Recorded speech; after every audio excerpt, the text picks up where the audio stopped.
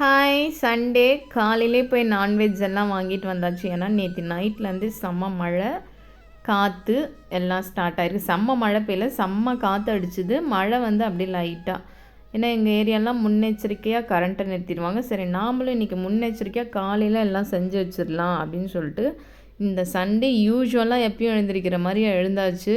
ஏன்னா நாங்கள் சண்டேனாலே ஒரு 10 ஆகிடும் நான்லாம் எழுந்திரிக்கிறதுக்கு. பிரேக்ஃபாஸ்ட்டே இருக்காது, ஸ்ட்ரெயிட்டாக லஞ்சு தான். ஆனால் சரி பாயாவும் 2 வாரமாக சாப்பிட்ணுன்னு ஆசையாக இருந்துச்சு.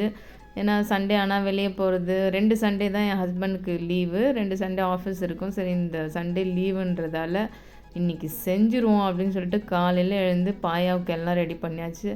ஒரு 8:30க்கே ஆல்மோஸ்ட் எல்லாம் ரெடி ஆகிடுச்சு. ஏன்னா இந்த பக்கம் ப்ரானுக்கு கடமாக்கு எல்லாம் வதக்கி வச்சுருந்தேன். பார்த்தா குருமாவுக்கு தேங்காய் அரைக்கும் போது கரண்ட்டை நிறுத்திட்டாங்க. ஒரு 9:30 மணிக்கு மேலே தான் வந்துச்சு. ஐயோ! ஆட்டுக்கல்லை தேடிட்டு போகணுமா எங்கேவாதுன்னு நினச்சேன்.